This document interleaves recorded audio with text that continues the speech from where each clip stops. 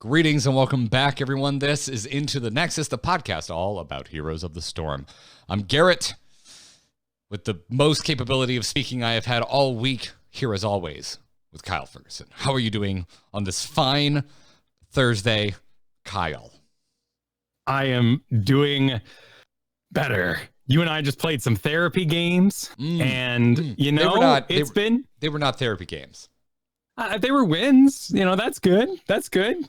Yeah, no, I mean, what you did, Kyle. I mean, frankly, you should be ashamed. It's what everyone it's what everyone on the Reddit are shaming our favorite streamers for. You went out and got carried by me. That's what you did. That was it. Yep. You grouped up with me, someone, an entire full matter of league and ranks below you. And you got carried by my sick Sylvanas kills.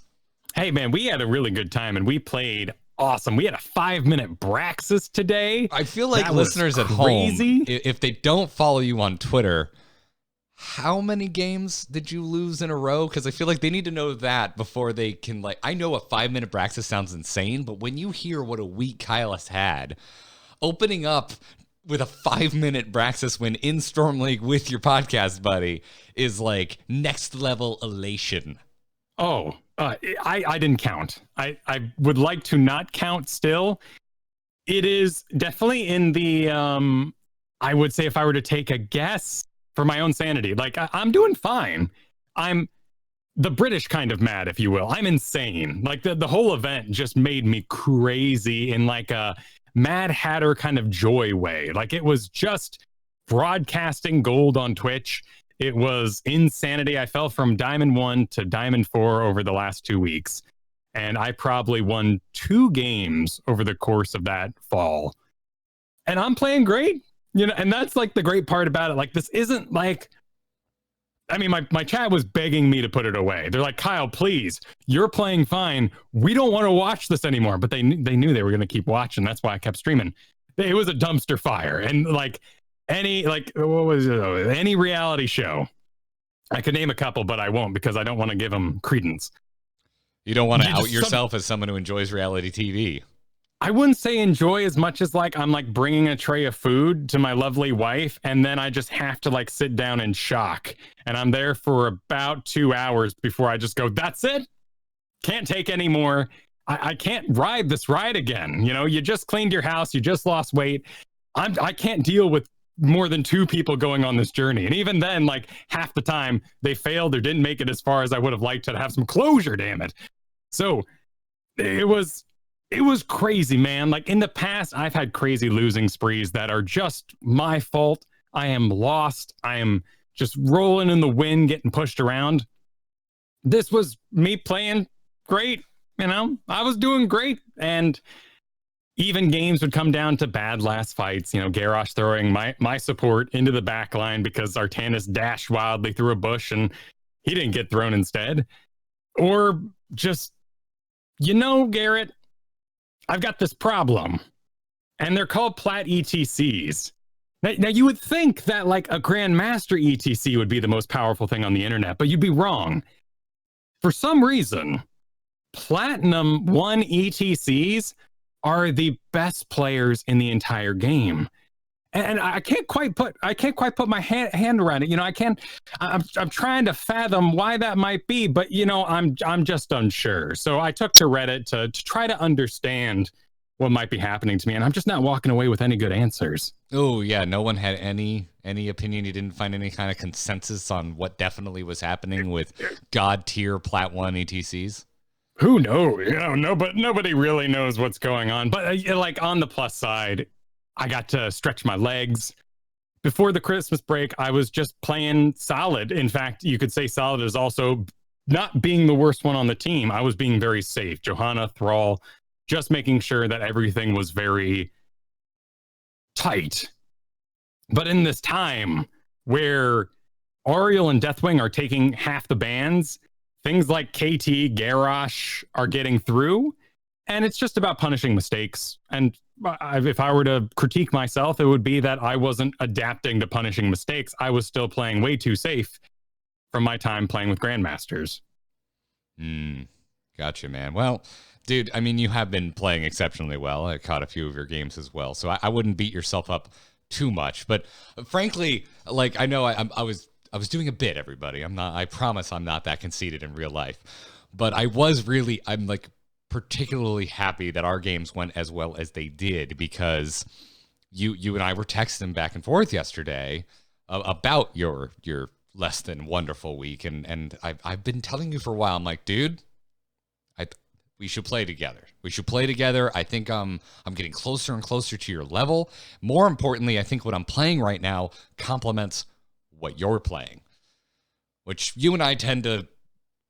That's not usually the case. Usually, a lot of times we play things that don't blend, or we're playing the same things, and there's not a lot of cohesion between our stable of heroes that we'd like to actually take into drafted games.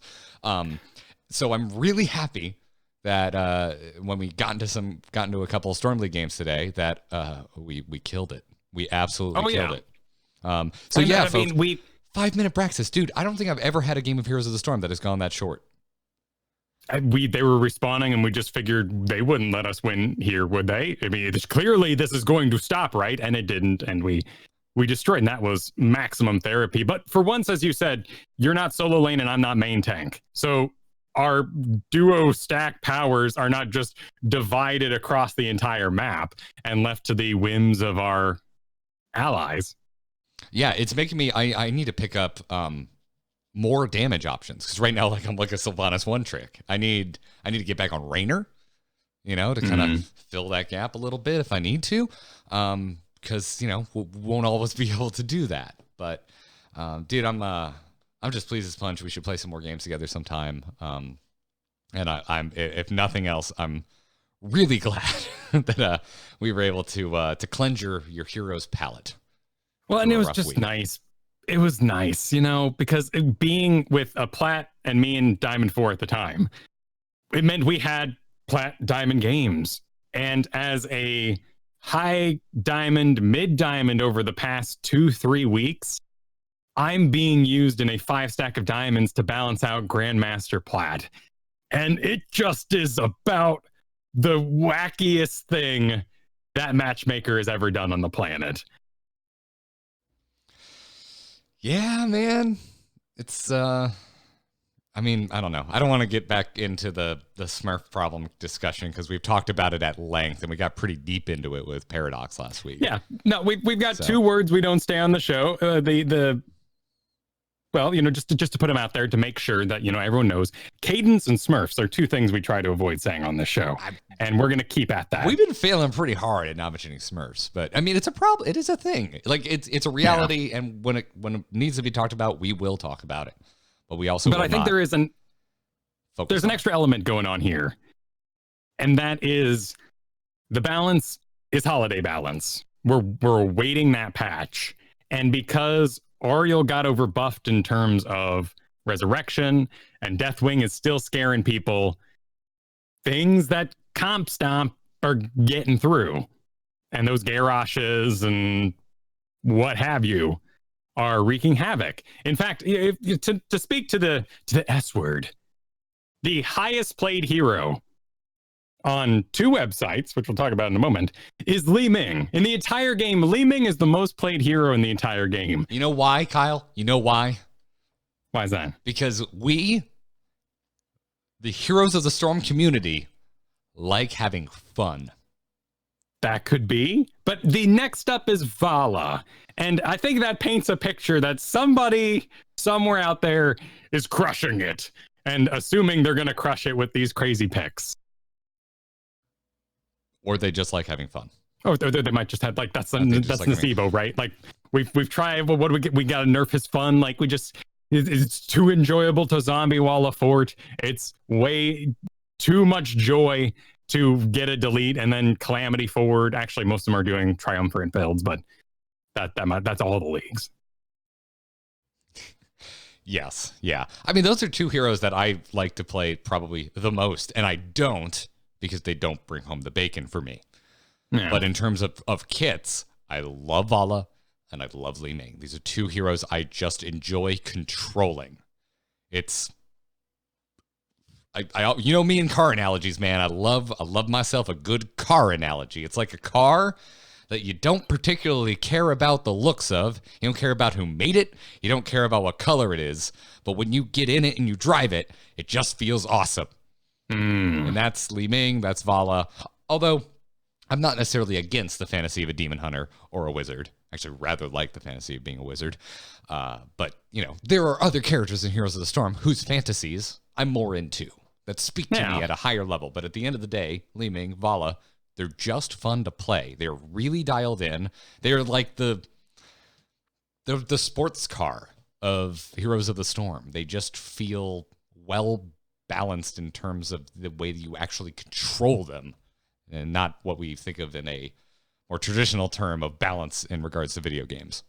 No, they're twitchy, right? They are hot on their feet and they are ready to roll. I prefer, when I get to cars, even though I don't know really anything about them, I'll drive a van as long as it drives heavy. Like I want to floor it and it goes like 5 miles an hour. I like feeling like I'm in a tank. Boy, you and I could not be more different. I hate like just and the thing is loose and like I got to go all the way to the floor. It's going fast, but like a twitch of my foot, a single spasm could cause me careening off a cliff. Man, that's why I like KT. I can't wait till you come and visit next, because I'm just gonna go scare the ever living out of you in a car ride. It's gonna be wonderful. I mean, that's everyone who drives in Florida, you know. I know the one other person I see on the drive. I know the one other person you're referencing, and that person is responsible for the scariest car ride I've ever been on. So I would not cast aspersions to all the Floridians based on me and the one other person I know of.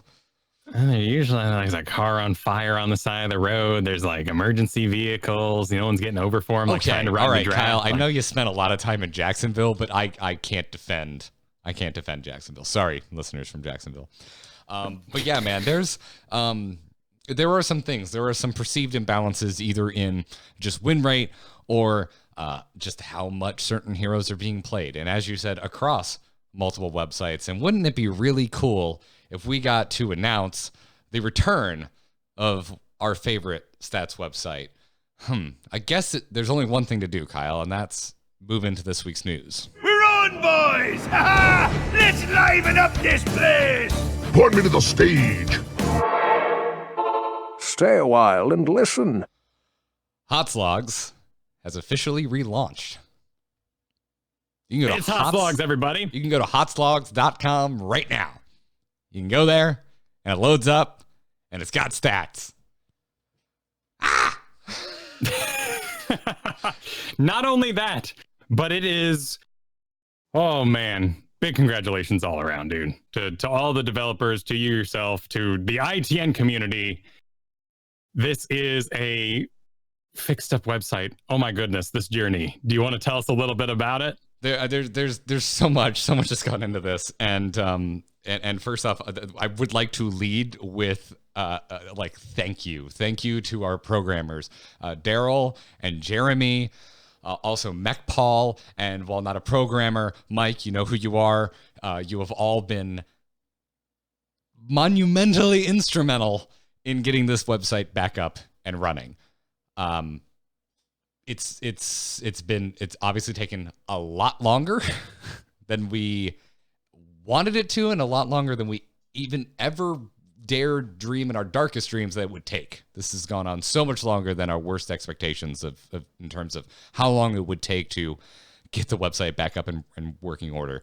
Because last time on HOTSlogs, if you are unaware, when we got the website, we were not given user profiles or any of the data. That was not part of the transfer.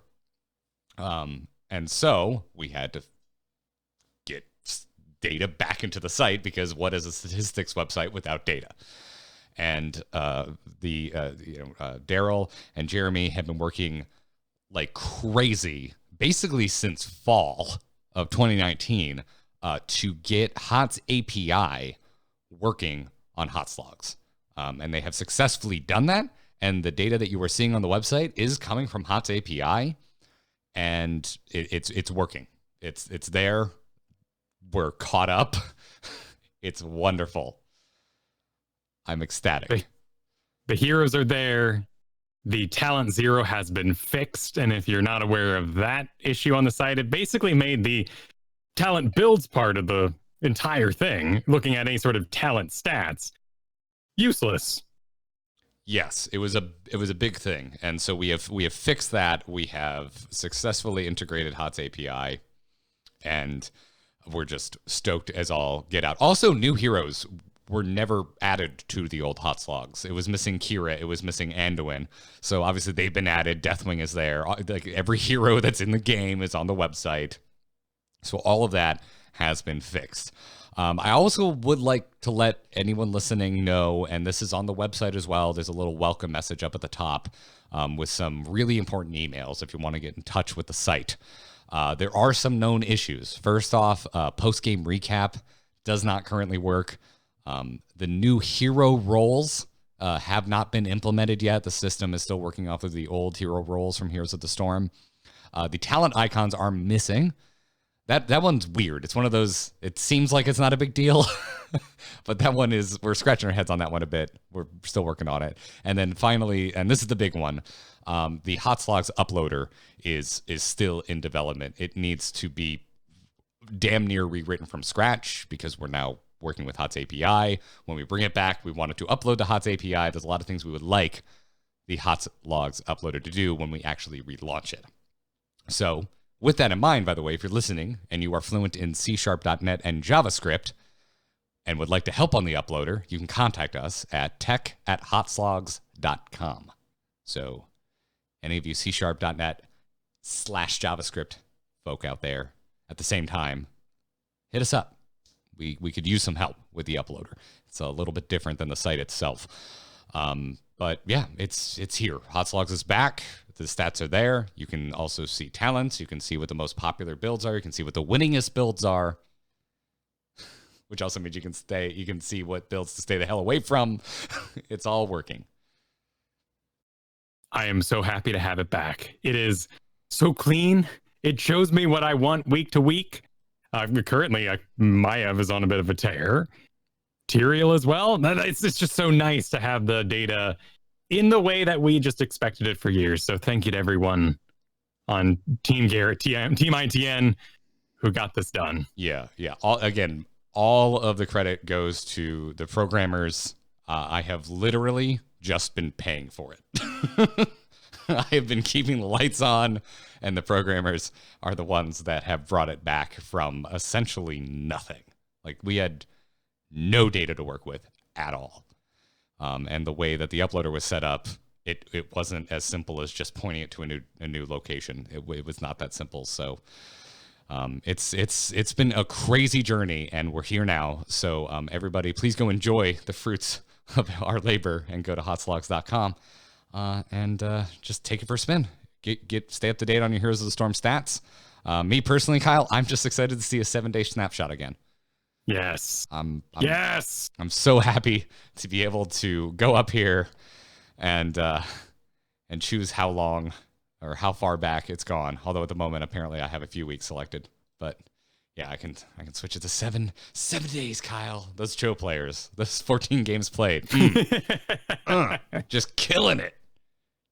And you can help at home too by uploading to HOTS API. It's a very simple program, very simple download. Run it, get us that data, make the site look gorgeous. Yeah. So cheers. I know Jeremy is in the chat room right now.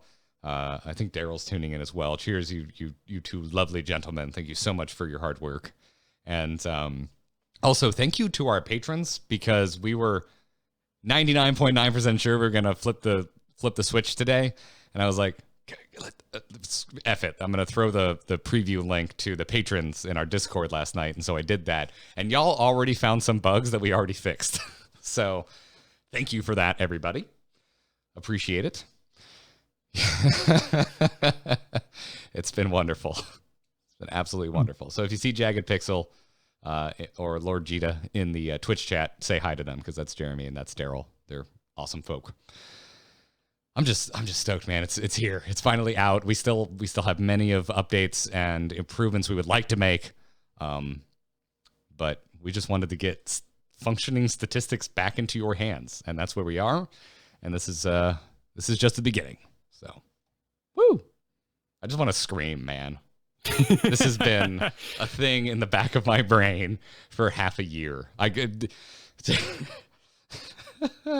So long, y'all. So long.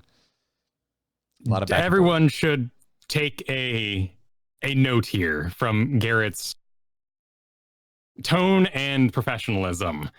The tell-all book is fascinating, and someday I hope you all get to hear it. Yes. I'm not trying to keep anything secret, by the way. It's just when you tell a story, people can read into it and maybe cast blame in places it's not deserved.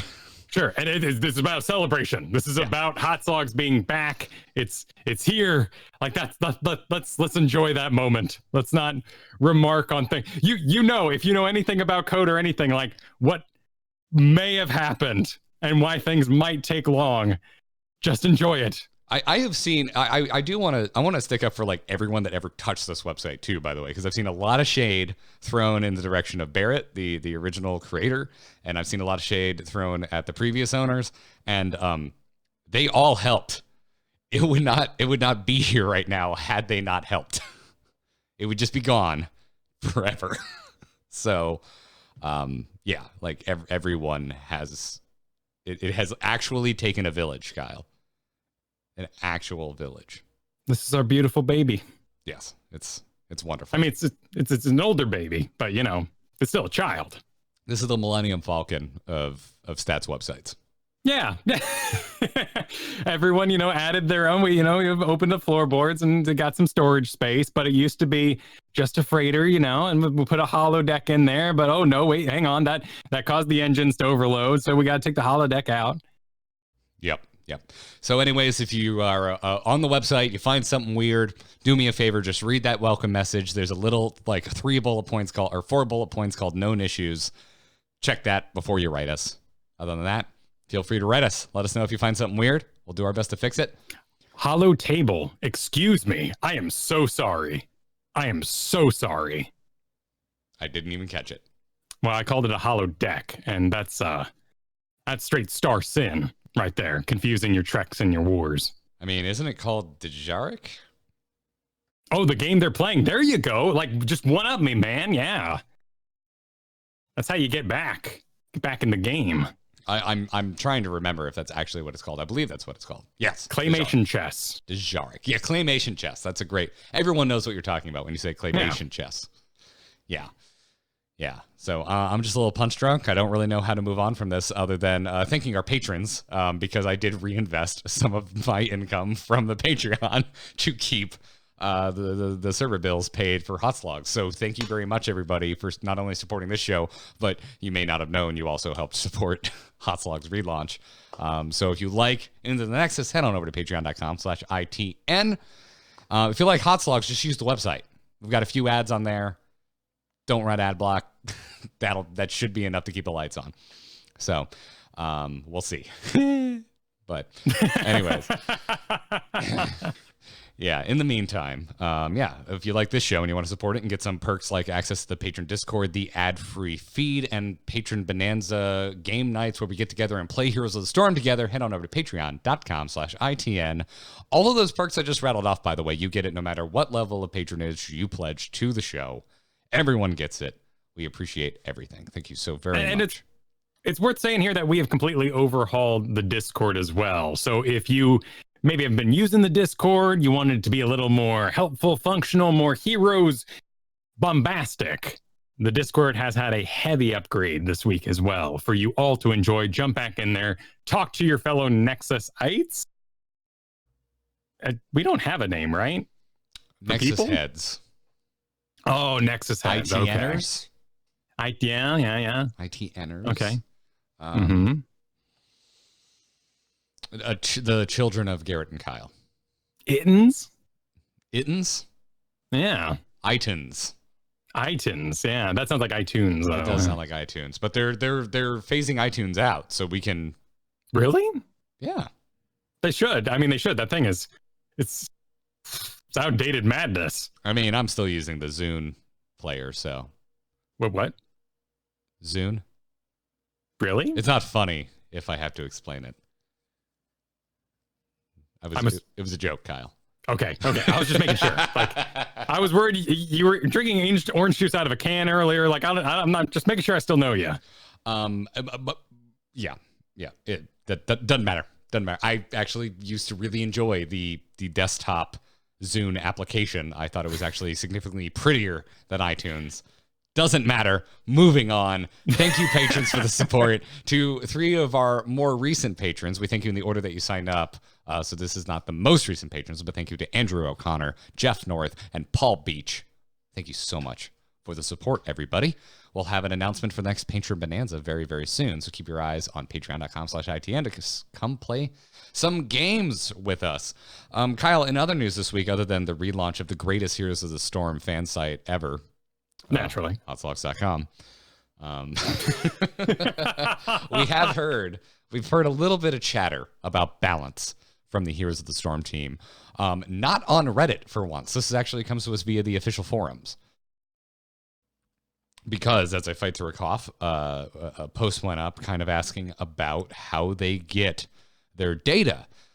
Because in the past they've said that they tend to bias decisions made based on data in drafted environments and less so around quick match.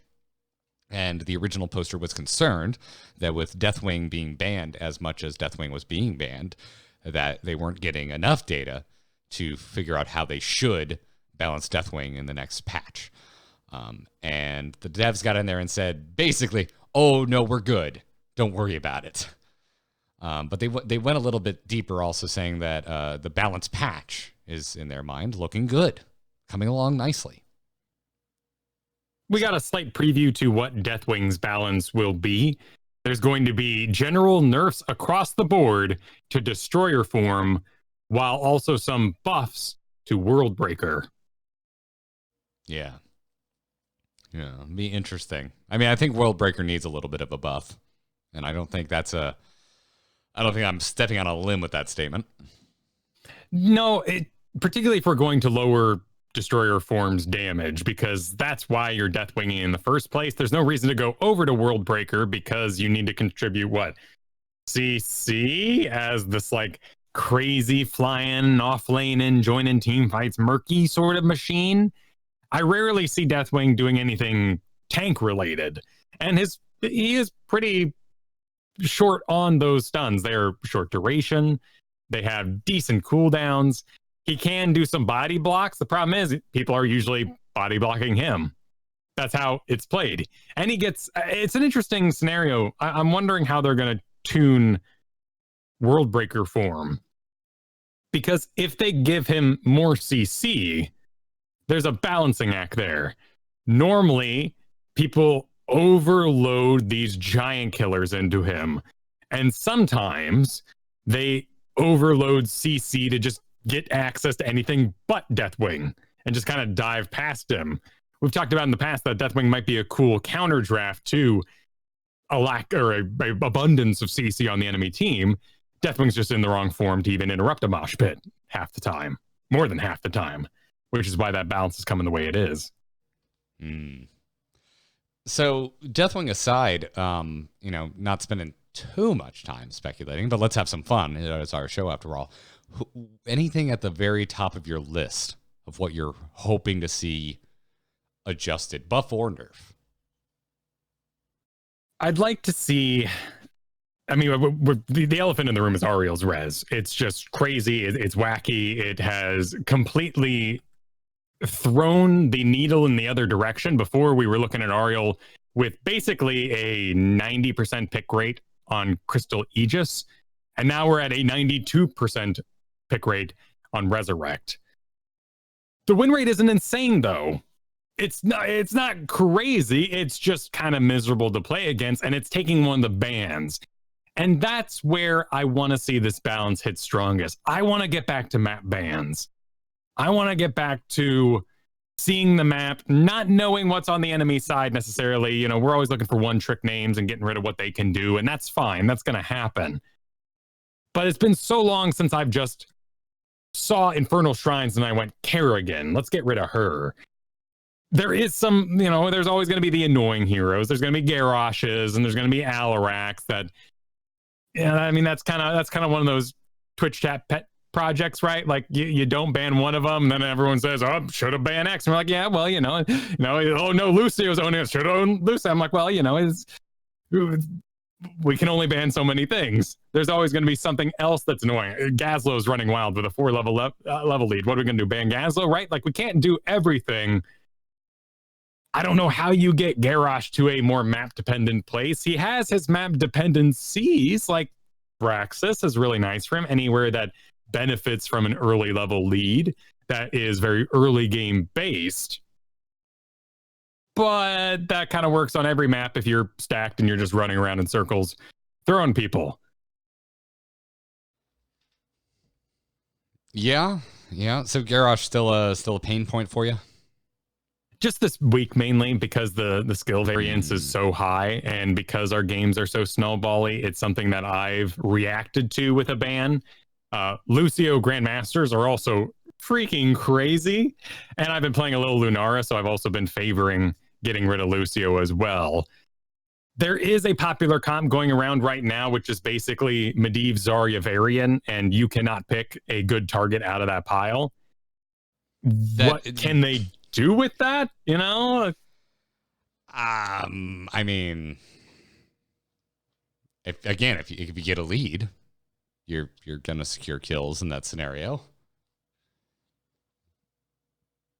It's interesting. I played against that, and it feels very, very difficult. Right. It's and even it is a little strange because that used to, I don't know, with Auriel out of the mix, probably banned out. Yeah. There's a lot left to like a single damage dealer, right? Right. And I mean, we're also we're currently in a time period where it feels like we're sort of seesawing back to overstuffed melee comps in our drafts. People are really into those melee, and that's fine. I think Uther kind of has Uther and Rhaegar with Auriel ban out have become some of the main supports that follow that, which means the front line's just going to be heavy again. Yeah. And Kael'thas might have a place, and he gets through because the bans are going other places. I would love, though, pet project here, I would love for ETC to get updated. Repied, as it were. But he's doing so well. He's doing fine, and he's been doing fine for so long. I think his damage is pretty solid. I think Echo Pedal brings a whole lot to his kit that maybe we have to make a choice here. We are seeing ETCs help dramatically in things like boss taking, doing very well in the solo lane, and his stun is still 1.25 seconds on his Q. Dude, I could not believe that we won the Dragonshire that we did, or not Dragonshire, the Cursed Hollow that we did against that team with an ECC comp. I was just looking at them like, where's their damage? How are they taking these bosses so quickly? How many bosses do we have to defend in that game? Honestly, I think something I'd just like to see, just for sanity in the Nexus, let's take Death Metal and put it on Mosh Pit. But let's just bacon in at 10? No, I'm saying let's make that. Maybe we put Torbus somewhere else. Maybe Torbus and Death Metal are both the options for a level 10 Mosh Pit, but a stage diving ETC at level 20 suddenly hitting and a Death Mosh hitting is just so chaotic that it's something I'm now checking for more regularly with all these ETCs in the world. But tonally, it's just sort of insane. Yeah, I mean, honestly, the one that kind of perplexes me because I don't see it working in my games is Mal'Ganis. His win rate is slightly higher than ETC at the moment. And that's the one where I just look at I'm not seeing it work. I'm seeing Mal'Ganis's, but it's not really working, at least in my league where I'm at. I'd also be really curious to see someone with good win rate, but Mal'Ganis has had a really rough go of it since everyone's learned his counters, which is to kite him and to push him back. Things like Lucio, ETC, but also Lunara are really good against him. Can we give him just a slight movement speed increase that might make him back in that main tank role? And you can see that my brain is mainly focused around cleaning up the bans so that bans can be more draft interesting for maps, and what we can do about tanks. Well, bans should get a little more interesting if they rain Deathwing in, because then it'll free up the Deathwing ban, which has just been absolutely basic. That and Ario, those two. There are two, like, every game you play across basically every league, there are two bans already decided before you get into the game. For the most part. I'm being a little dramatic here, but I'm not being that dramatic, Kyle. Yeah. No, it's a very good point. It's true. And so, like, that will help. We moved a little bit past it, but I would like to bring us back around to the over-clustered front line as well, because last week I think we started to tap into the reason why. Like, that I think we are now in the established understanding post the movement speed increase across the entire game. And as Not Paradox pointed out last week, there are less skill shots, or fewer skill shots, excuse me, being landed across all leagues of play. And because of that, if nothing else, it just means Melee have a slightly better time in the game of Heroes of the Storm now. And that has been the case for a while now. That movement speed increase came in quite a long time ago, but we've now had that holiday break of no changes. So, like, we've really had time to sit down and let things simmer and let things get carved in stone. And I think one of those things that got carved in stone is that frontline heavy meta that we find ourselves in. I think it's also due to the fact that we have very few tanks. I think Uther is a result of our lack of tanks right now, because we have, for early pick tanks, Johanna, etc. Maybe Garrosh because of going to grab it early because you're going to wreck with it. That leaves a lot of people sitting out. A Nubarak, Lich King, Blaze, Mal'Ganis, Muradin, Stitches. Tyrael is still on that list. I've got a pet project where I think they just need to make Tyrael Genji. I think Tyrael is a better Genji than Genji. You think Tyrael is a better Genji than Genji? Yes, he has a phenomenal auto attack build that can be very damaging. If you're fighting a Chromie, if you want to access the back line, Tyrael is amazing at that, and he is sticky, and he can get himself out. Unlike Genji, who is, well, I guess he can get himself out, but it's not so hot right now. Not so hot. I would be curious if I could, like, mastermind, send waves through the internet and make everybody play something as a dive character for damage. I think Tyrael is really, really good at that. And granted, that removes a tank. That's not what we want. I think Reddit wants the next hero to be a tank. I don't think it's going to be. I think it's going to be a popular assassin again because it brings the numbers. It's what they've been working on. Yeah. I mean, do we know for a fact it's what they've been working on? No, but I just think they've been on this wave of let's get the most requests out. And I think most requests next up is, I just have a feeling that it's Lady Vosh. I mean, their pipeline is so long. I have to imagine that there's another tank in there somewhere. And that could be. I mean, Reinhardt sitting right there. I certainly hope it is. I mean, that is like the one hero from Overwatch I legitimately want added to the game.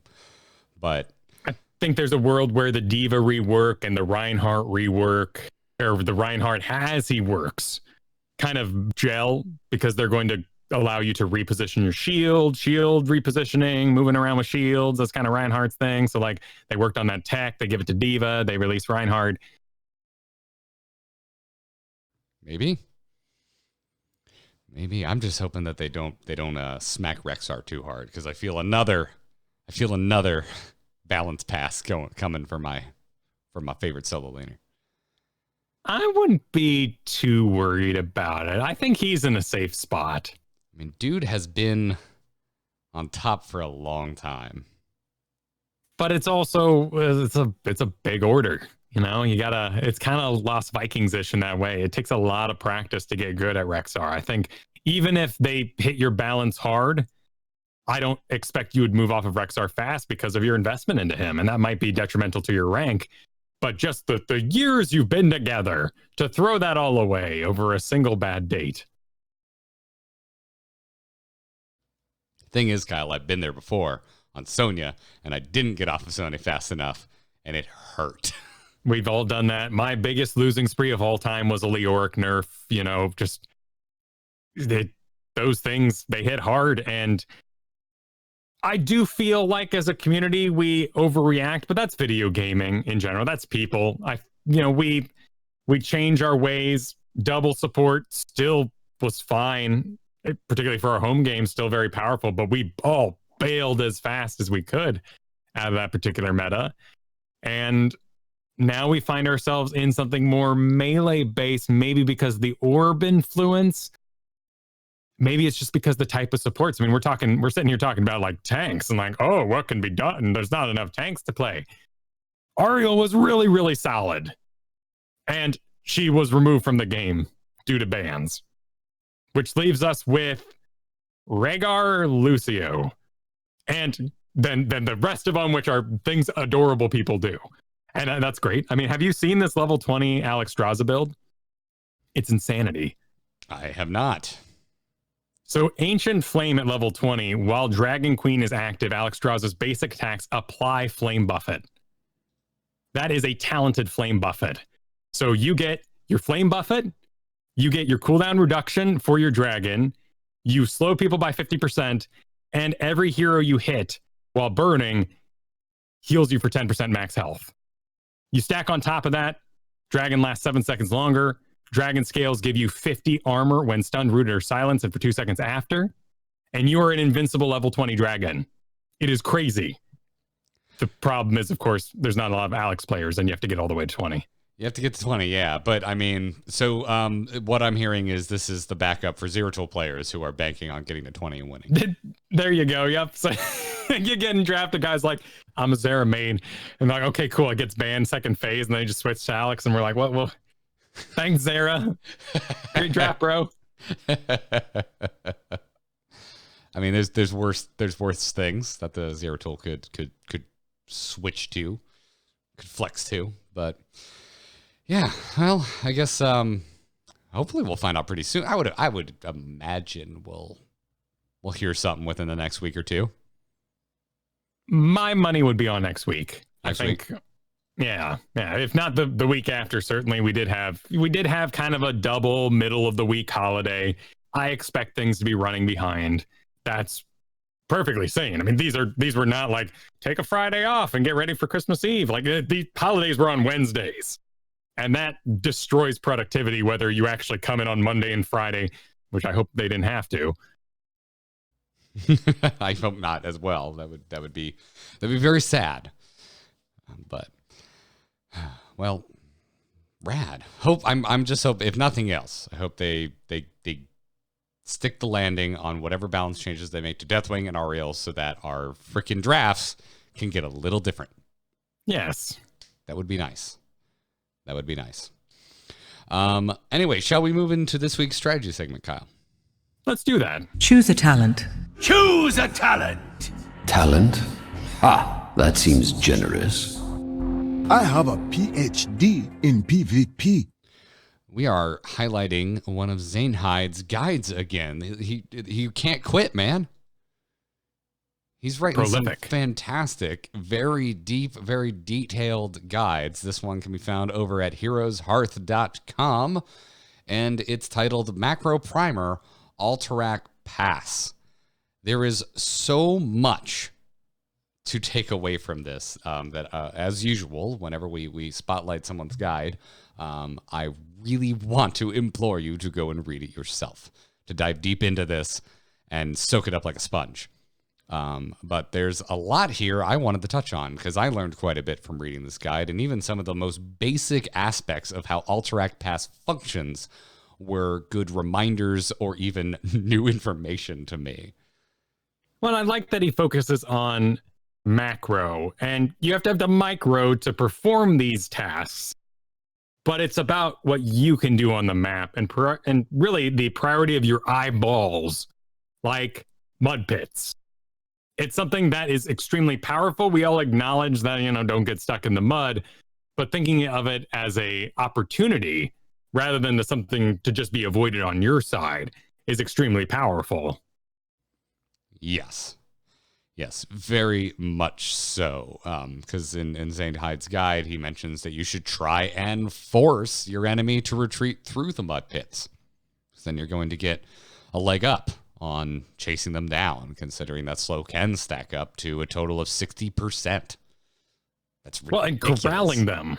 Yeah, using that. Yeah. It's just another thing in the back of your head that you should be considering. I mean, a lot of us, I think at this point, it's probably in the back of our head to consider chokes and to adjust our play accordingly, both offensive and defensively. Just consider the mud pit part of that. No, well, and two, I think we overfavor the slowness of the mud pit as a delay zone. Because I know when we win, I'm not talking about you and I, but the community, when we're playing, when we win a objective or that thing is channeling, the first thing the tanks go, they get in the bushes. And that's what you do on a normal map. You know the angles of approach, and you go and you get in a bush and see if you can get a kill. And we kind of just leave the mud pits open, assuming that it'll delay their approach and we can react and get out of that bush. What if we favored setting up in that area? What if we actually encouraged a fight tapping on top of that mud? That's a very different play style than any other map we have. Yeah. Yeah. But let me also throw out there that it's not always bushes, and I love you tanks. When we're on Cursed Hollow and you guys just go like running through the woods when they die, just like running down, past the boss there, I'm talking about the top curse, and you're just like running around, you're looking for something, anything that could come. I love when Muradin, there's a Chromie on the enemy side, and he's just like dancing below me, knowing that he might be able to catch whatever's coming in. Thank you. The other thing I really like is in any guide, but Zane Hyde's really good about this, is kind of spelling things out in a very easily understandable way. And I also learned something here, because I never really realized this in comparison to all of the other battlegrounds in the game, but that Alterac is home to the fastest respawning camp in the game in the Null siege camps, because these siege camps respawn every 90 seconds. They are well tuned to. They don't lower your armor like the Braxis fire machines. Fire. That would be Hellions? Transformed Hellion is a. Oh my God! It's been too long, man. I'm sorry. I know, right? I'm out. Chat. Hellbat. Yes. Yes. Those lower your armor. They get kind of tough to solo at times. You can kind of gray main through a bruiser camp on Cursed Hollow and the like, but you're going to lose a lot of your health. These things are like one step below that. It is pretty damn easy to take this thing, particularly on something Sonya or Rhaegar. You can just sort of heal through it. I don't think it's a priority we put high enough when we're drafting, because he talks about it here as a fourth lane of XP. But there's one Merc camp. Now, when you mix that with the idea that you need to favor bosses, that's when I think Low League might have a really interesting strat here. Sneaking off that Twin Blades Varian. Really having somebody dedicated to merking, like we used to do on Blackheart's Bay. Yeah, and what I like about Zane Hyde here is he's not like I think he gives the boss the respect it deserves, because he also mentions on the guide that you can sniff out a boss a mile away if you're paying attention. Yeah, but if you can solo a boss, that becomes a lot harder to sniff out, and also if you're just keeping control of the map, it becomes a lot harder to sniff out. So that is something to keep in the back of your mind. And hell, you don't even have to control the whole map. You just got to control a boss lane, and you might be able to get a little sneaky up there.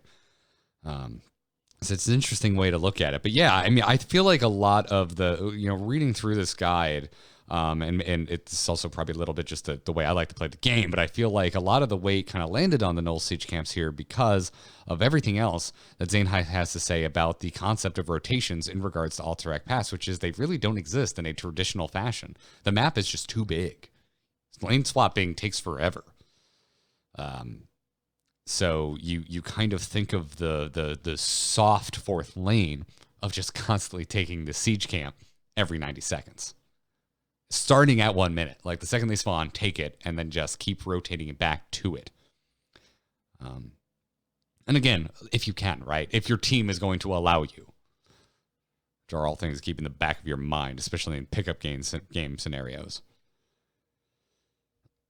Something interesting, too, is the importance of those camps for XP and getting rid of the mid fort so you can do these rotations and have the map control. Those two play into each other. Now, something that hasn't quite landed on my brain, and maybe you can help me sort of dissect what he means here. He talks about how good wave clear is, but it's not really something that I've thought about. I get Tomb of the Spider Queen.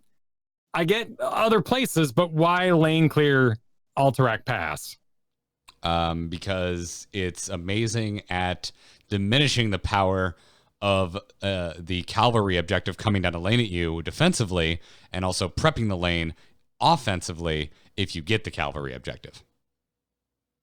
So that it gets to push further and gets less poked, and you get to get wild on their walls. Yeah. The cavalry doesn't really do much if it's by itself on a wall. But if it has, it works so well as damage absorption for anything else with it, because its health is so high when it's taking shots that anything with it is actually going to accomplish something. Much more so than left to its own devices. So did you get the objective? Cool. Look at the map like you already do on Tomb of the Spider Queen. What do you do when an objective happens? If you get it or if your enemy gets it, what do? You look at the map and you go, what lane needs help first? Either direction. You go, oh, this one needs to speed up because I got it. Let's go shore that lane up. Go. Cool. Do you have wave clear? Awesome. You can shore it up really quickly. Vice versa. If you have lane clear, yeah. So if you got lane clear, you knock out their lane, making sure your lane is bigger, and now you have something for that objective to actually enhance and push with, rather than Vala standing there going, pachoo, pachoo, pachoo. The thing gets stuck, it gets delayed, it gets poked down. You don't have a good wave anyway because the enemy's poking that wave, and the objective does nothing. Yeah. Interesting. I mean, we need more lane clear anyway. I think all maps benefit from it in some regards, but that's a really top tier thought. Hadn't really considered it. Yeah, and that's why there's also such a heavy weight placed on the value of Lava Wave in this guide.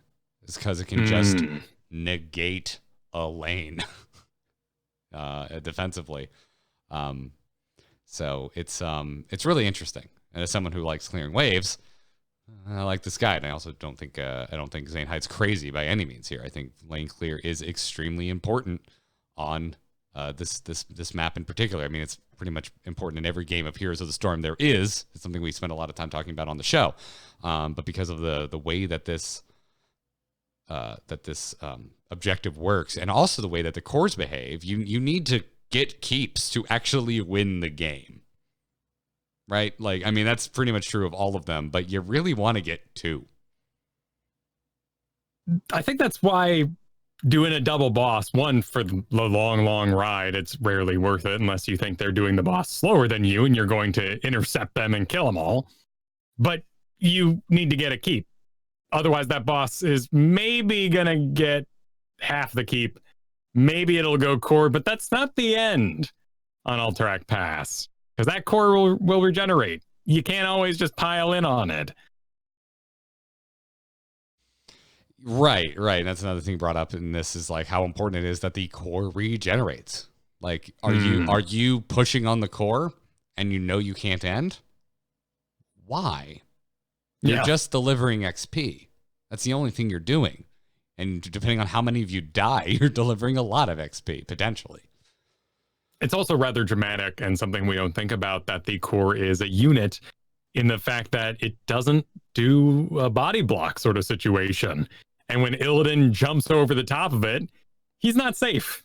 The whole team doesn't have to play Ring Around the Rosie trying to get Illidan because he's on the core. That thing will move around, will dash places and start spinning. Yeah, it's the most capable core in the game, essentially. It's invulnerable with 3 keeps up. It has 40 armor with a single keep down. And I'm just going to quote Zainhide directly here because he paints a really clear picture. He says that at minute 10, a regular core has 27,000 HP. On Alterac with 2 keeps up, meaning it has that 40 armor bonus, it makes it closer to 39,000 HP at level 10.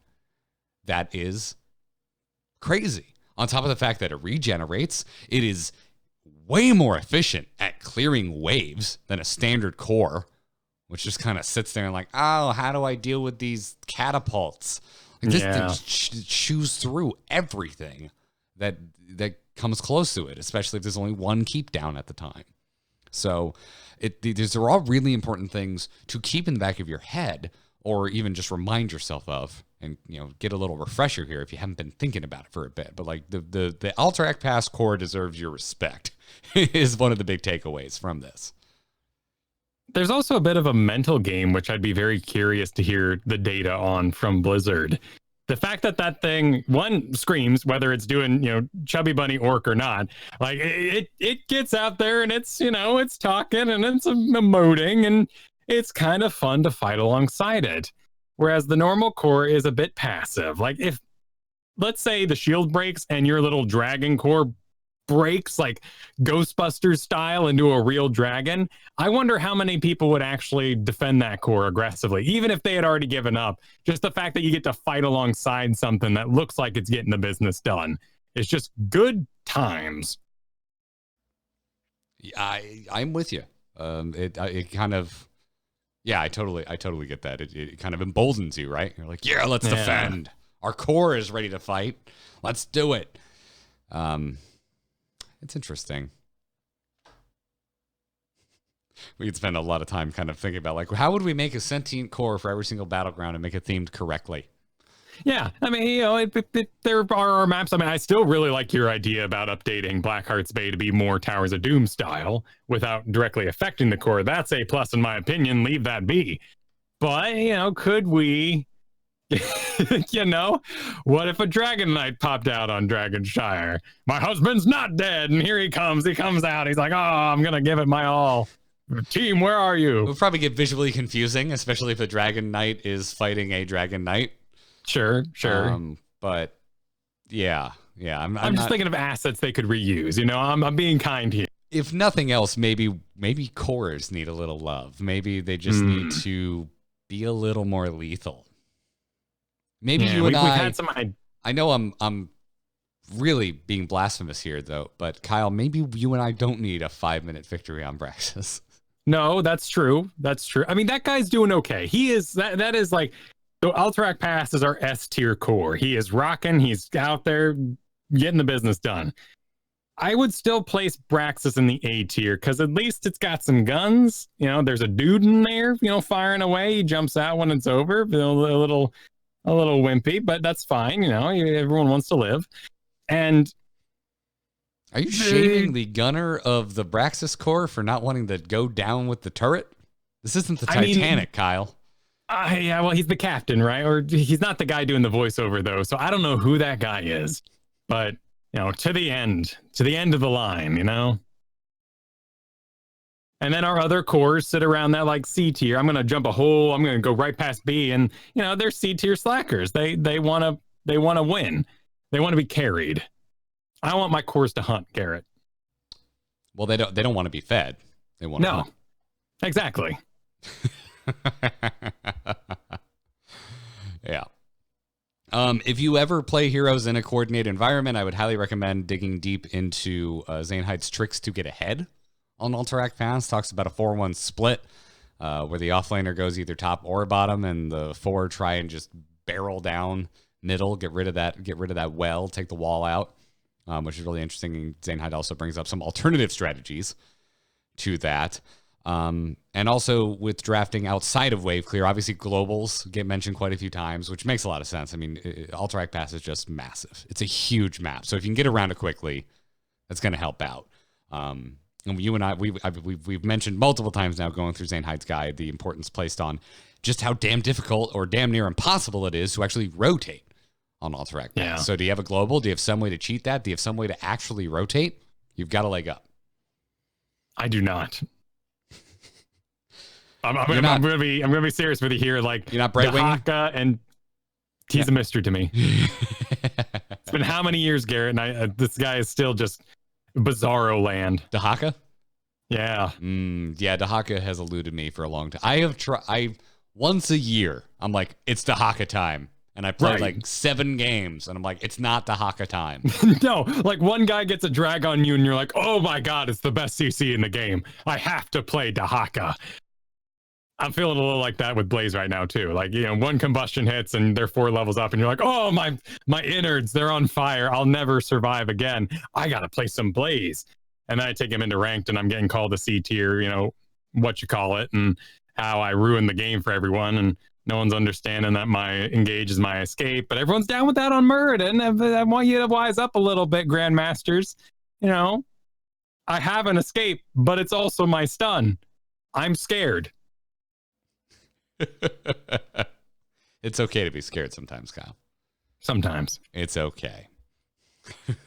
Obviously, camp and boss takers, things you should consider drafting.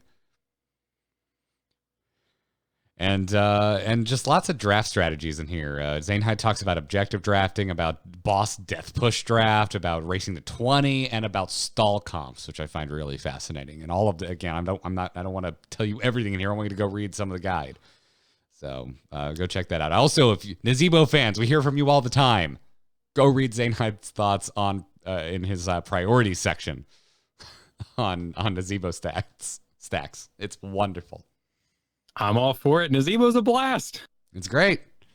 It's great, man. So, I mean, I already like Alterac Pass, and I feel like I've got my head wrapped around it pretty well, but I walked away with a lot of new thoughts after reading this whole damn thing. It's detailed. It's great.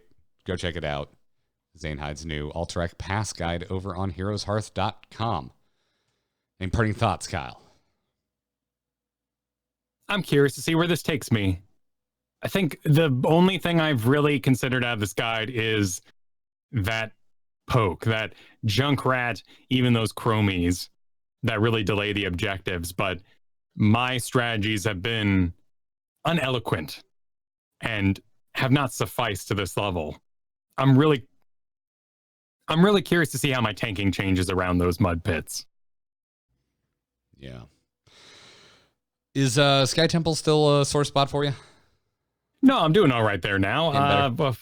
Braxis is keeping me down at the moment, but you know, we're only we're a bit into the season, but that's still probably 70 games maybe of Hero League played or Storm League. I haven't checked my stats in a while. I need to go take a look and see what Battlegrounds are giving me a hard time. I know it's not Braxis, so stick with me, kid. We'll get Braxis on lockdown. Don't worry about it. Just sure that up. Yeah, why not? Well, rad. Well, let's take some questions from patrons and folks that write into the show. Darkness stopped calling. Does anyone else hear that buzzing? Hold on. Darkness just texted me. You can send your emails to itncast@gmail.com. Or, if you're a patron, drop us a question directly in the patron Discord. Fox, like Guy Fawkes, but spelt all leet speak like with 4s and 3s. Writes They in, modernized it. Yeah, says, I have an idea how to improve the ranked experience based on what I've been doing this season myself. I've created a second account just for solo queue. The judgment-free zone. I've created a second account just for solo. I have a second account. I haven't played in a while, but I have a second account. Just to see where my skill level is. When I'm playing with friends, I have no idea if I'm boosting them or if they are boosting me. You probably have a decent idea. Turns out I'm around the same rank as my main Team League account. During my games alone, though, I noticed there was a huge number of misplaced people and even more Smurfs. So basically, ranks do not really mean anything anyhow, and you can't rely on that single rank to tell you what to expect from a person. I think it would be hard to make it any worse. So, my suggestion, what if we left Storm League and the single queue in place, but instead of a single number, the system just tracked 2 ranks? 1, when you queue alone, and 2, when you are queuing with other people. Genius. Surely it can be done. Because we are hearing a lot from Reddit, the community in general, that balance and rank mattered the most when it was solo queue. I don't think we can't put that genie back in the bottle at this point. There was a reason why we combined the queues for queue times. Getting 2 different ranks, though, when you get to party, would really help out with the Masters can't party problem that is causing the Smurfs to be in Plat and to rocket through Diamond. I like this a lot. Yeah, I do too. I'd like to see this, and I'm still batting around in my head the idea of like, why don't we just get rid of Grandmasters? Maybe even get rid of Masters. Maybe if you just get the Diamond one, just give us a number that starts getting bigger or smaller. Treat it like Legend and Hearthstone if you have to. Like at a certain point, are we hurting ourselves with these really strict Masters requirements since there aren't enough Masters to fill it out in the first place? So on and so I don't know. My brain's in a million different places. Obviously, I don't know the difficulty of actually making that happen in the game, but it's a thought. Like, do we really need 2 unique leagues above Diamond if it's causing all these issues anyway? Curious to see what they're going to do about it. They have to address this in some way, whether it's reverting that Masters can't queue with other non-Masters and only in a 2-stack kind of business, or if we're going to get a new set of rules that change the way we think about the leagues. Only if when they make it so that Masters can queue with their friends again, that they start the announcement with, "All right, you bastards." Sure. Yeah, they could be cheeky with us. There's some people that still get upset, like the cosmonaut Kira text. People were like, "Oh, well, I'm a customer and I'm upset about them."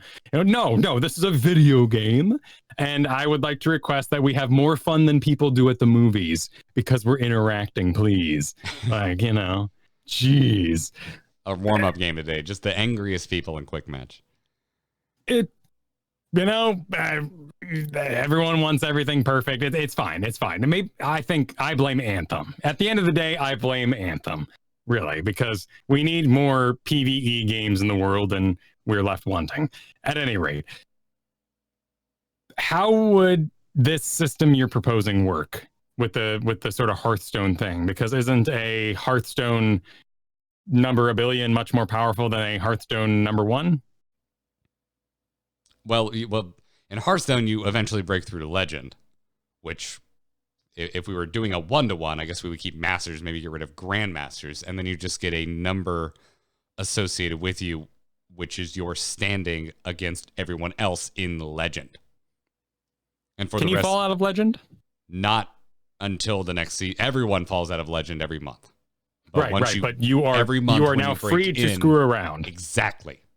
And your number will go up or down based upon your performance versus that of other Legend players. So, like, there is a unique number 1 Legend at any one given time, a unique number 2, so on and so forth. Boy, that'd be relaxing, wouldn't it? A little bit, right? Yeah. I mean, because there is a stigma, particularly among streamers, I find, in the Masters community, that once you reach Masters, you are now off the leash. Tier lists no longer matter. You're murky, you're diva, you're doing whatever the heck you want because you're Masters after all. Your numbers will just go up and down and it won't affect you mentally as much.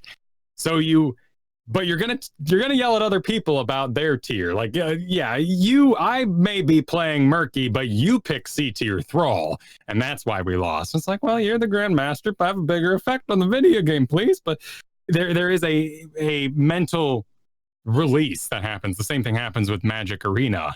You get to a certain level and you get to enjoy that level now. Yes. And I mean, all of it depends on implementation at the end of the day. You could give us a number, and if there's still not enough players, if there's still certain restrictions, it's irrelevant, right? Right. But I think they need to get rid of the restrictions, and I think maybe we need to look at it through a slightly different lens. I don't think we can go back, though. No, I don't want sad. to. I don't want those queues were insufferable. Yeah. Everyone just switched to Team League. It's true. You know me, and I think you're kind of down with me on this. I would kind of like to go back to solo Storm League and call Hero League again, and let's make Storm League unranked. And unranked is now the place you group and have fun with your friends, and that's ranked for groups. Yeah, I don't agree with you on that. No. Like, I it's not a perfect system, obviously. Oh, man. Unpopular statement incoming. Okay. Players that are particularly passionate about solo ranked play in Heroes of the Storm are a tiny minority. Probably. And I think the initial change to Hero League and Team League before Storm League proved that, because we all just went, oh, Team League? Let's just do that. And Hero League became a ghost town with max queue times. Yeah. And so and if you did that, I can't imagine it would have a different effect.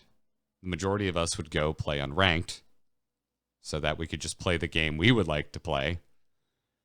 And Hero League or Storm League, solo queue, now solo only Storm League would go back to obscenely long queue times. Is my assumption. There's no way of knowing this for sure, but that's my counter discussion. No, I think you're wrong. You're right. Excuse me. A little Freudian slip there. I think you're right. I think I am the weirdo who is in that minority who likes to play the game solo so much. And as we've enjoyed ranked games together today, that probably has to change. The game has moved on without me. Should I go play StarCraft or Magic the Gathering or Hearthstone or Warcraft 3 because I want to 1v1 people? That might be a better idea. There are other games servicing that need. Oh, boy. PvP in Warcraft 3 is about the most unattractive thing I could possibly think of right now. You don't like the idea of having to summon 3 skeletons to get a body block on a hero so you can get a little XP? While also controlling a hero unit? No, I don't. Yeah. No. That doesn't interest you? No, not in an RTS. No. Do you know what the evolution of Warcraft 3's 1v1 was? MOBAs. Because they're infinitely more fun than Warcraft 3's 1v1. That's why I'm saying, like, here's the Storm sitting right there. Let's give it a few months, but Reforged is basically, first one's free. MOBA Town. But it's not free, you gotta pay. Warcraft 3 Reforged is me going, boy, I'd really like to play Warcraft 3's campaign again, but I don't want it to look like butt. It looks good. It's actually a surprisingly intense update when you zoom in. Yeah, it looks all right, man. The dragons look hot. Everything except the humans look good. The humans look like they're out of a Korean MMO. Sure. They're okay. Pretty. Yeah. They're really pretty. Like CW and a Korean MMO got together and made just too pretty humans. The orcs look amazing. The monsters are just monster as shit, and I'm into it. Undead, sign me up. Everything. But I look at Arthas and I just go, you look like Elsa with big shoulder pads. Well, it's a little rhinoplasty. They're pretty in like I had some work done sort of way, but we're not going to admit it. And man, but the trolls, dude, like the influence of WoW on that game, just to geek out on Reforged for a hot moment, is so cool. The trolls move so much different than they used to. They're so much more bouncy. The night elves are tall and they squat and they stand up, and like there's personality, and it's amazing what World of Warcraft has done to Warcraft 3. Yeah, man, it looks great. It looks great. Like I can get past an overly pretty Arthas, but barely survived his beauty. Also, Uther, man, Uther looks a little weird. Yeah, I mean, Would you rather have that rubber jaw going on? A little bit, yeah. A little bit. I like Heroes of the Storm Uther. That's my favorite Uther. Here's the Storm Uther is handsome. Lumberjack. Anyway, Fox, I like your suggestion. I like it too. Gib writes in.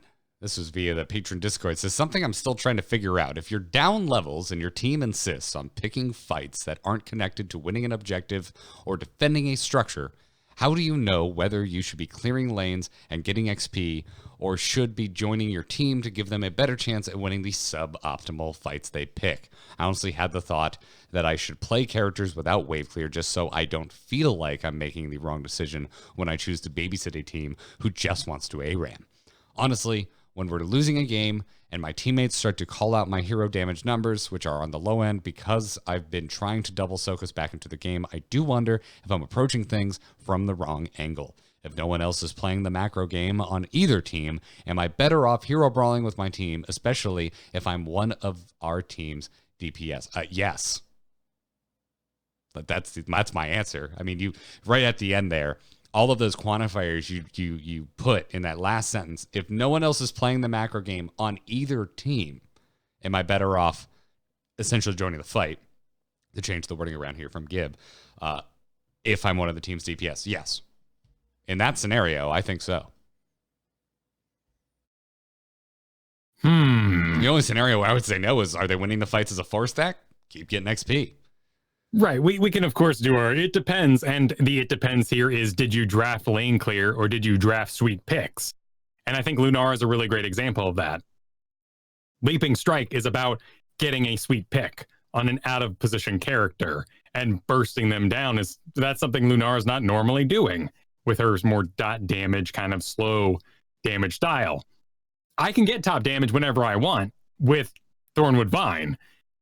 It's not going to bring home the bacon unless we're already sort of lane clearing, or I'm doing it for like massive control and we have reasons for slow stacking. Maybe there's like a Rainer on board or something. That'd be kind of a weird team comp, but you get me. Yes. If you have a Chromie who can get a sweet pick, then you should be with the team getting sweet picks rather than using your subpar lane clear. That is the it depends statement. What I think is interesting, though, about Gibbs' experience here is that they feel locked out by doing that lane clear, even though there's a 4v5 happening all the time. And can we address that mechanically? Is a catapult too powerful over a mercenary camp like our siege giants? Ideally, if you are giving your team a 4v5 so you can take siege giants, the siege giant should be pushing out and at least making some amount of headway versus a catapult lane.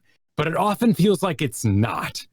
So can we adjust the game that we feel the reward of that camp outside of just the XP, which it's such a rough place being down 3 levels trying to claw your way back with XP soaking, even though they're delivering it to your base, right? There should be something there.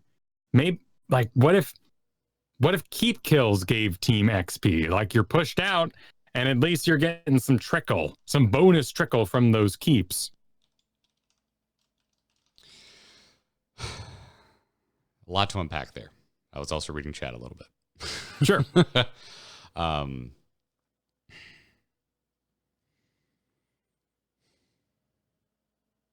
I was going to take it a slightly different direction, expand upon this, saying that I also think it is okay to adjust your strategy in the middle of a game. You don't need to stick to one or the other for the whole game. Yeah. Like, you can try backing them up. Is it working? Cool. Stick with that for a while. If you try backing them up and it doesn't work, because like, what if your Chromie doesn't get sweet picks? What if your Chromie isn't effective? In that mind, I would return to trying to catch the team up with XP.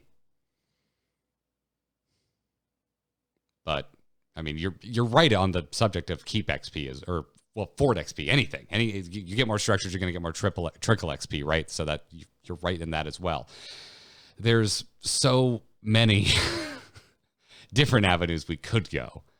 I was trying to keep this in a relatively simple realm of Gibbs' explanation in that final sentence, because I thought Gibb gave us a lot of quantifiers to work with. Right. And ideally here, our answer is note your character. Does it get kills in this current 5v5 scenario? And I would say that's something like Zool, usually not. Maybe you're doing a blue build. Maybe you're going to get that perfect lineup where you're invincible. The enemy team is probably going to CC you down like they've been doing all game.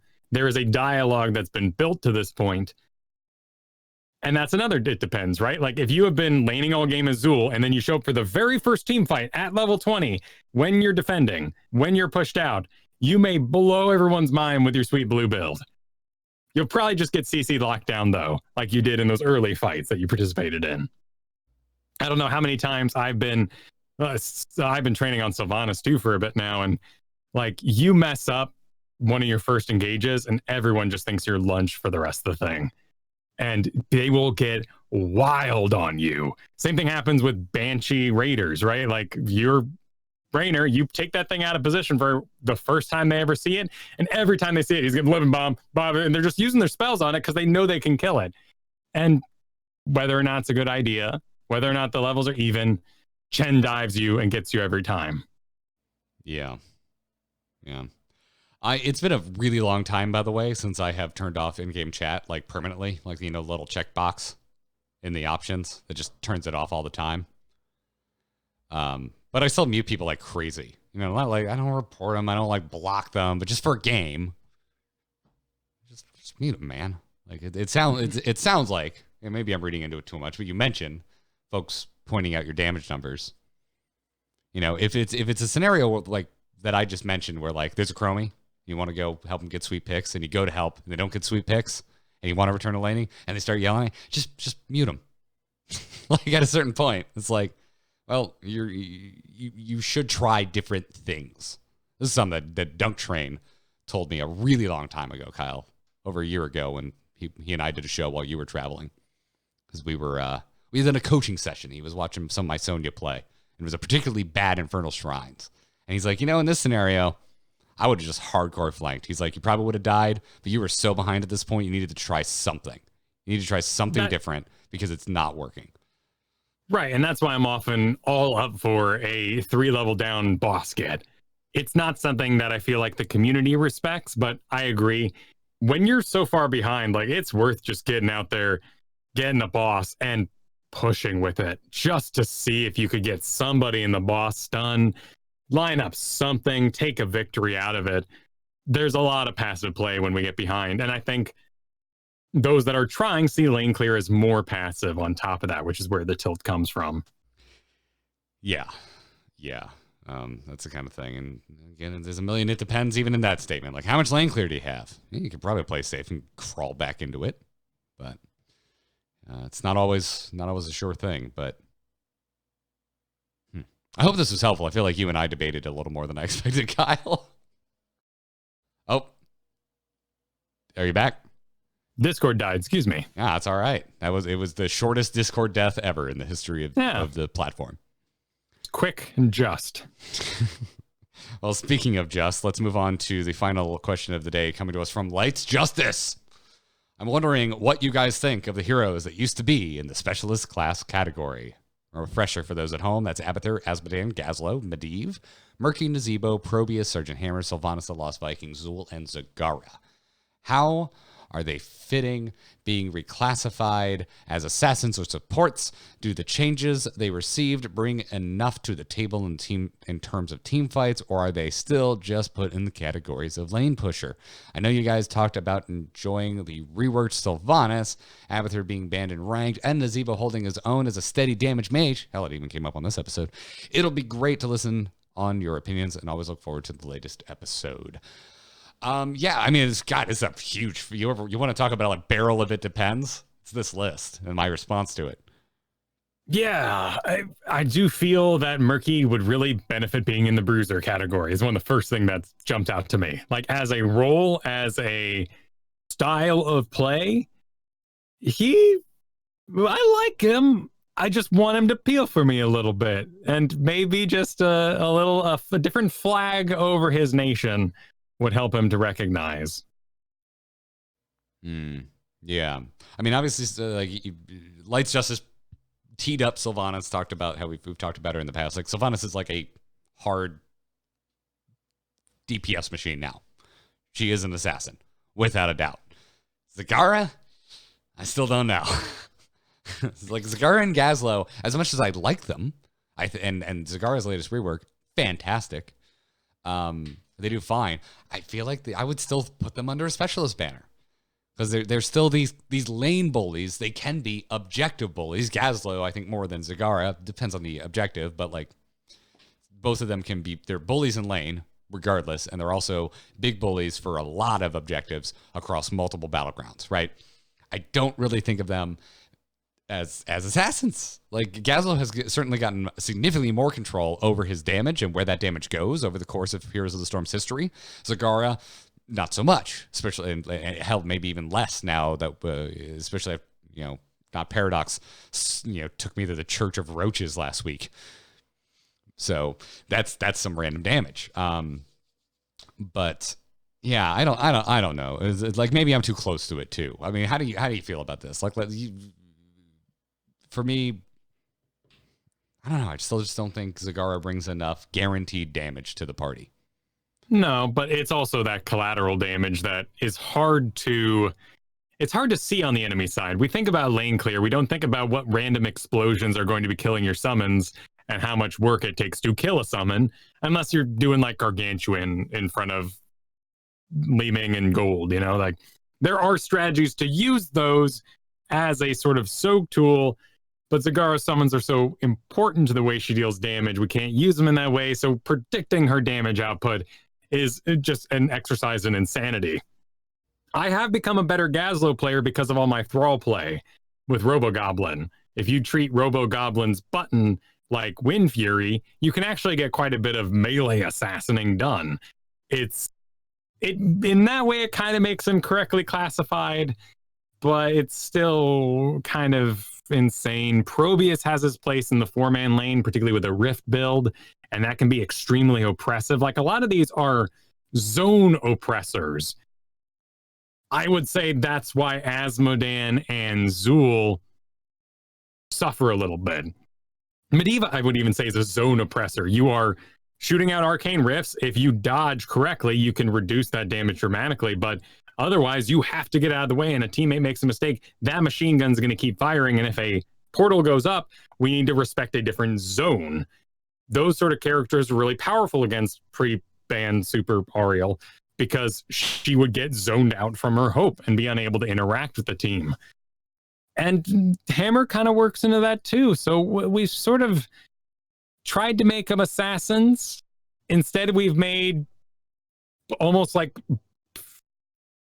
damage bruisers. Like, what would you even call that? Like, a lot of these I'm fine putting them on their assassin. Like Hammer, I'm okay with that. Yeah. What is Hammer? She's getting kills, man. Like, that's an assassin as far as I'm concerned. Asmodan, I think he's on the ledge, but I think he's tipping over into assassin territory because he's still getting kills. Yeah. You can control where the damage goes consistently with Asmodan. Maybe I think Gazlo's on the ledge too, but I think he still leans back into more traditional specialist territory. Totally. Well, it's his trait that the building scrap, causing that snowball of damage and turrets is how you win with Gazlo, and that makes him still a specialist. Thrall can be out of lane for the whole game, then come running out of bush and do everything he wants to you. Exactly. So yeah, Nazeebo is another one of the ones that made me look at this question and kind of just go, because he kind of is an assassin to a certain degree. I mean, if mage, if we're getting particularly specific in where we would classify good old Zeebs here, but Nazeebo is so unique in the way that he becomes an effective killer, right? Because he's got a stack for so long, which granted, there's other assassins that have to do that. Butcher is an assassin that needs a stack to become effective. but typically gets that done quicker than a Nazebo. And is, again, more, I don't know, just the way that a butcher behaves is just more traditionally assassin than Nazebo. I think just the essence of how spiders and frogs work make the damage random. Again, I keep coming back to the control of how you get your damage where you want it to go. And the more random it is, the more I kind of flit away from the idea of a character being legitimately an assassin. Yeah. No, it's true. Like, and particularly in sort of a more 1v1 world is where we can really kind of make that distinction. That's why Sylvanas is just above and beyond. Ooh, I like the rest of this list. Corny in the chat room says Nazebo we should start calling a sustain mage. I like that. Yeah, and that's what he is. He deals sustained damage, and when people tilt because they have a burst and Nazebo, it's always really, really weird unless they like picked a, anti-magic crazy team on the enemy side with a Nubarak and Brightwing maybe. But those spells last so long that Brightwing and the Nubarak don't really matter as much anymore. Maybe you'd rather have a Gul'dan. That's a sustained mage too in the terms of like more tiny bursts. But Nazebo just can't control what he's targeting a lot of the time. And he is going to throw a zombie wall, and you got somebody. Was it the one you wanted? Not always, but it worked out, and you kill him and you give him the whole pile. Nazebo, the most casual player of Pool. Never calls his shots. Yeah. Never. But he he dunks it. I don't play Pool. What do they say when they totally slam those balls in the holes? I don't believe you say anything because if you're playing it correctly, you already called your pocket and you got that pocket. Oh, okay, right. So it's kind of a golfy sort of thing. You say your next pocket because you keep going. Yeah. I know very little about Pool. I am a very casual Pool player. But, yeah.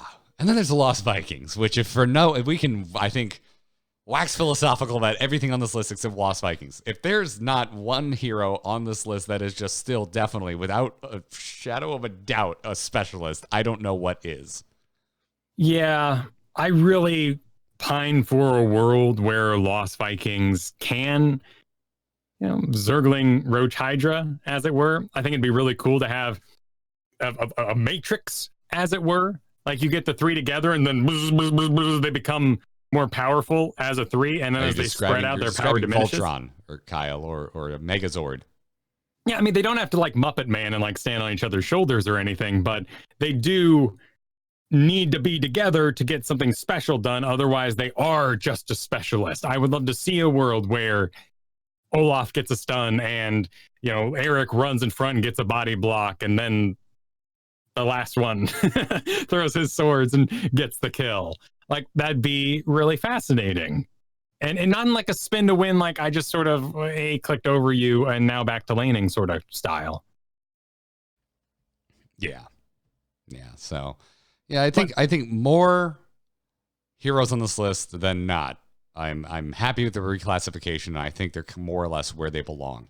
If you want to have a conversation with me about how mildly, like really casually annoyed I am that they still use the term support and it doesn't mean healer, that's another discussion for another day. I think that was just all you did was just make me fight vernacular for the rest of my natural born Heroes of the Storm loving life. Yeah. But what else would you have called it? I mean, it's actually a good term at the end of the day for what those heroes are doing. They're healing. Oh, this one's supporting. But, I mean, you got World of Warcraft sitting right there, and this is how we call things. You call them utility. You call them just the B team. Who knows? Like, just call it something else. I do like utility. That's one of my favorites. So, but whatever the case is, thanks, Light Justice. Gave us a lot to kind of chew on there. So, and thank you everyone for your questions. Keep writing in itncast@gmail.com. If you're a patron, drop us a question in the patron Discord over at patreon.com/ITN if you want to support the podcast. That's going to bring us to the end of the show. Speaking of our patrons, huge thanks to our producers, Declan H, Cheesy Bob, Chris K, and Robert M. Thank you very much for the support, everyone. If you'd like to become a producer, head on over to patreon.com/ITN. You can catch us live Thursdays at 3 p.m. Eastern Time. Around there, sometimes Kyle, you and I get into a pre-show game, and it goes a little long. How dare we play the video game? How dare we? Yeah, it's fine. Our recording is a living, breathing thing. Yes. It's an MMO. Well, come join us. Kickstarter. Every Thursday, twitch.tv/amovetv. Give it a follow. It'll let you know when we're live. You can follow the show on Twitter at ITNcast, and you can see the relaunched stats website, HOTSlogs, over at hotslogs.com. HOTSLOGS.com. Go check it out. And let us know when you find bugs, folks. I'm sure you'll find some. There's an email on there. Kyle, before we go, where can everyone find everything else you're doing? You can find the broadcasted adventures of this wacky thing we call Storm League over at twitch.tv/Kyle Fergusson. You should also check out DM Gives Inspiration, my Learn to Dungeon Master for 5th edition podcast. We're coming up on the end of season 3, and I'm going to be going all about what those classes you got bring to the table and which ones you should be afraid of, because the rogue's going to keep stealing from the party, and you have to manage that because people are going to get all pissed off. So check it out. DM Gives Inspiration. You go, rogues. Here's to you, party thieving rogue bastards. Here's to you. I'm Garrett Art on Twitter. Everything else I do, this podcast included, can be found over at amove.tv. That website is AMOVE.tv. Go check it out. New episode of my new WoW show, WoW Killer, with Taliesin, will be going up very soon, a little later this week, because we had to push for baby things. And also, I'm editing the intro to this week's episode much more heavily. It's going to be cool. It's going to harken back to some of those lower episodes of R2T2, if you missed those. So go check out WoW Killer, wherever podcasts can be found. That's going to wrap it up for this episode of Into the Nexus. Thank you so much for listening. And until next week, good luck and have fun. Take care.